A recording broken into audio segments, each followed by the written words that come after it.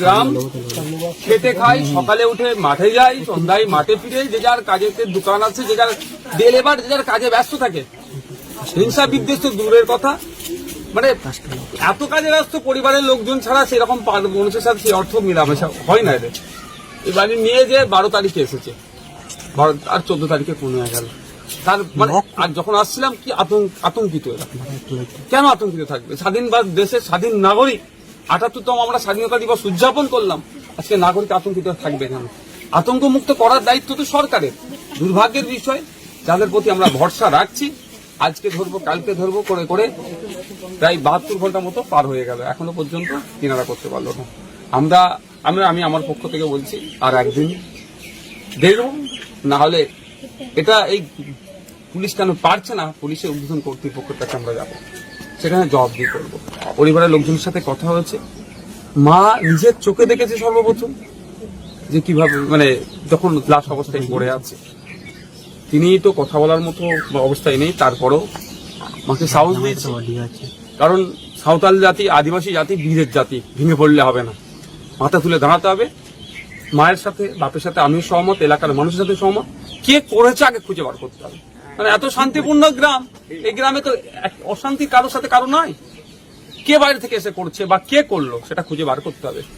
এবং সাথে সাথে আমি এটা বলবো, মিডিয়ার মাধ্যমে এখানে ডিআইবির লোক আছে, তাদের বলবো এই গ্রামের নিরাপত্তাকে আরো বাড়াতে হবে, আশ্বস্ত করতে হবে। এই গ্রামের মানুষজনের মধ্যে যে আতঙ্কের একটা ভাব আসছে, সেটা কাটিয়ে তোলার দায়িত্ব প্রশাসনকে নিতে হবে। আমি গিয়েছিলাম যেখানে প্লেস অফ অকারেন্স, সেখানে গিয়েছিলাম, কিন্তু দেখলাম ওখানে একটা জাস্ট ঘেরা আছে, একটা মার্ক করা আছে, কিন্তু ওখানে প্রশাসনের কাউকে আমি দেখতে পেলাম না। কোন একটা গরু এসে যদি ওখানে চড়ে, ছাগল এসে যদি ঢুকে যায়, তাহলে কি আর যে আপনার প্রমাণ পাওয়া দরকার, ওখান থেকে কালেক্ট করা দরকার, সেটা কি আর সম্ভব হবে? এই যে নেগলিজেন্সি, এটা কোনোভাবেই মেনে নেওয়া যায় না। গতকালকে আমার রাজ্যের মুখ্যমন্ত্রী আরজি করের এক আমার ডাক্তার বোনের সাথে যে অন্যায় হচ্ছে, সেটা প্রতিবাদ জানিয়ে রাস্তায় নেমেছিলেন। আমি আশা করব রাজ্যের বিভিন্ন প্রান্তে, বিশেষ করে মফস্বল এলাকাতে, এই রিমোট এরিয়াতে যে ঘটনা ঘটছেন, মুখ্যমন্ত্রী এইগুলোকেও যাতে দ্রুত বিচার পায়। উনি তো ফাঁসির কথা গতকালকে বলেছেন। তো এক্ষেত্রেও আমাদের বোনের সাথে, এই এলাকার মেয়ের সাথে যে অন্যায় হয়েছে, উনি এইটা নিয়েও ফাঁসির দাবি তুলবেন এবং ফাঁসির ব্যবস্থা উনি করবেন, দায়িত্ব উনি। উনি তো বলছেন এটা বাংলাদেশ নয়, বাংলাদেশ করার প্ল্যান করা। দেখুন একটা কথা বলি, উনি ওনার মতো ডিফেন্স করার চেষ্টা করছে। আমি ওনাকে, উনি বিরোধী, আমার বিরোধী বলে ওনাকে আমি চাপে ফেলার চেষ্টা করছি না। ওনার দায়িত্বটাকে ওনাকে বোঝাতে চাইছি। ওনার দায়িত্ব হচ্ছে না, সরকারের দায়িত্ব হচ্ছে নাগরিককে নিরাপত্তা দেওয়া। নিরাপত্তা দিতে ব্যর্থ হচ্ছে বলে আজকে আমাদের এই দিন দেখতে হচ্ছে। উনি যদি পর্যাপ্ত পরিমাণে আমাদের নিরাপত্তা দেয়, তাহলে আমার বোনকে, আমার বাড়ির মেয়েকে এইরকম ভাবে খুন হতে হবে না, বা আমরা এরকম ভাবে গ্রামের মানুষজন দেখুন যারা আতঙ্কিত আছে আতঙ্কিত থাকবো না। উনি ব্যর্থ হয়েছেন, ব্যর্থতা ঢাকার জন্য আমাদের মতো বিরোধীদেরকে গায়ে চাপিয়ে দেওয়ার চেষ্টা করছে। উনি যদি না পারে, উনি পদত্যাগ করুক না, অন্যদেরকে সুযোগ দিক না।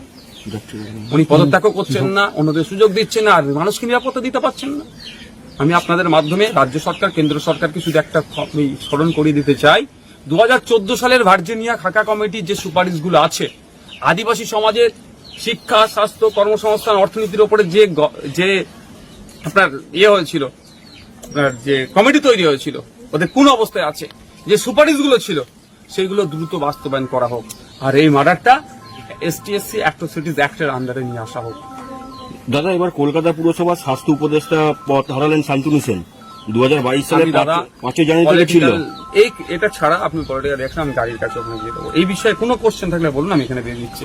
আরজি করে ডাক্তার নার্সের যে বদলিটা, সেই বিষয়ে যখন শান্তনু সেন বলেছিল, তারপর শোভন দেব উনিও বলছেন যে এই জায়গাগুলো বারবার দলের নেতারা মানে কথাগুলো তুলে ধরছেন, অরিজিনাল কথাগুলো, সেখানে তারা দলের কোপের মধ্যে পড়ছেন। কি বলবেন? দেখো, আমি শুনলাম 43 জনকে নাকি বদলি করা হচ্ছে। যদি সত্যিকারের ওটা হয়ে থাকে, এটা ধিক্কার নিন্দা জানাচ্ছি, অবিলম্বে এটা প্রত্যাহার করা হোক। কারণ গতকাল কি তো রাজ্যের মাননীয় মুখ্যমন্ত্রী এই হত্যা বা ধর্ষণ যে ঘটনাগুলো ঘটিয়েছে, এর বিরুদ্ধে তিনি ছিলেন। তো ডাক্তাররাও তো এর বিরুদ্ধে। এই ধরনের ঘটনা না ঘটে, যে ঘটিয়েছে তার ফাঁসি যেমন মুখ্যমন্ত্রী চাইছেন, ডক্টররাও চাইছেন, বিচারক। তাহলে এই ধরনের বদলি কিসের? প্রতিহিংসা পরায়ণ হচ্ছে কাজ না। এই ধরনের যদি ফ্যাসিস্ট স্বৈরাচারী চিন্তা ভাবনা নিয়ে চলে, উনি বাংলাদেশের উদাহরণ দিচ্ছেন, তাহলে হয়তো বাংলাদেশের মতো অবস্থা মানুষ করে দেবে। কাল এই আদিবাসী সমাজের একদল লোক থানায় বিক্ষোভ দাঁড়াতে গেছিল, তাদের 12 ঘন্টা টাইম দিয়েছিল, কিন্তু আমরা দেখছি এখন প্রায় 48 ঘন্টা হয়ে গেছে, কিন্তু কোনো দোষী arrest হলো না। arrest হলো না। দেখুন, আমি কথা বললাম আজকে নাকি থানার পক্ষ থেকে ভারপ্রাপ্ত যিনি আধিকারিক আছেন তিনি এসে আমাদের নিজে মানে মারা গিয়েছেন ফোন করেছে, তার পরিবারের সাথে কথা বলেছে, তিনি নাকি সাসপেক্টকে লোকেট করতে পারছে না, কিন্তু আপনার কি বলে চিহ্নিত করতে পেরেছে, কিন্তু কোথায় আছে সেটা লোকেশন এখন লোকেট করতে পারছে না। আর কিছু সময় টাইম চেয়েছে, কতটা টাইম দেবেন না দেবেন এটা পরিবারের সম্পূর্ণ ব্যাপার। আমি এনাদেরকে একটা কথা বলে গিয়েছি, আপনারা যদি চান পুলিশের এই ইনঅ্যাক্টিভিটির জন্য, ইনঅ্যাক্টিভ পুলিশ যেটা আছে এটাকে সামনে রেখে আপনারা যদি চান আমাদেরকে সম্মতি দেন, আমরা সোমবারে কলকাতা হাইকোর্টে ফাইল করব। দেখা যাচ্ছে তিনি নীরব, এই বিষয়টা কি মনে হচ্ছে যে তিনি কি এই বিষয়ে ক্ষুব্ধ না অন্য কোনো? অভিষেক বাবুকে একটা কথাই বলবো, ডায়মন্ড হারবার থানার যে বড় বাবু ছিলেন এখন প্রাক্তন হয়েছেন, তার দাদা সুসাইড বলে একটা চালানো হয়েছিল, ডক্টর একটা ডায়মন্ড হারবারের সুসাইড করেছিল ঠিক ভোটের সময়। সেই বিচারটা কত দূরে গিয়েছে? ওই সময় একজন মহিলা আইবি অফিসারেরও নাম উঠে আসছিল, তাকে কোন পিএসসি এর কার ঘনিষ্ঠ হওয়ার জন্য তার নামটা আড়াল করা হলো অভিষেক বাবুর কাছে, সেটা বলবো, সেটা আগে ডিসক্লোজ করুন। ওই মামলাটা আপনার লোকসভার মধ্যে পড়ছে, আপনি মাঝে মধ্যেই এই আপনার সরকারের এদেরকে নিয়ে একটা এমপি রাইটের বাইরে গিয়ে অনেক কাজ করেন আপনি, তাহলে ওই বিচারটার যাতে আপনার লোকসভার মধ্যে যে অন্যায়টা হয়েছে, একটা ডাক্তারকে সুসাইড করতে বাধ্য করানো হয়েছে, যারা সাথে যুক্ত তাদের শাস্তির ব্যবস্থা করুন। তো শাস্তি তো দূরের কথা, এফআইআর ওই লেডির নামই পর্যন্ত তুলেনি, এত প্রভাবশালী ওনার কাছের লোকের জন্য। আর তার দাদা না ভাই ডায়মন্ড হারবার থানার আইসি পদে আছে, কিছু করতে পারেনি। আর্যিকর কাণ্ডে তো মমতা বন্দ্যোপাধ্যায় রাস্তায় নামলেন, অভিষেক বন্দ্যোপাধ্যায় তাও নামছেন না। দেখো, অভিষেক বাবু নামবেন কি নামবেন না আমি বলতে পারবো না, ফুটেজ খাওয়ার জন্য অনেক কিছু করবেন, রাস্তায় নামবেন, এ করবেন। মমতা দিদি আর বা এটার কথা বলছি না, আমি প্রবরালটা বলছি। এখন চাপতে পড়ছে, নামতে হবে।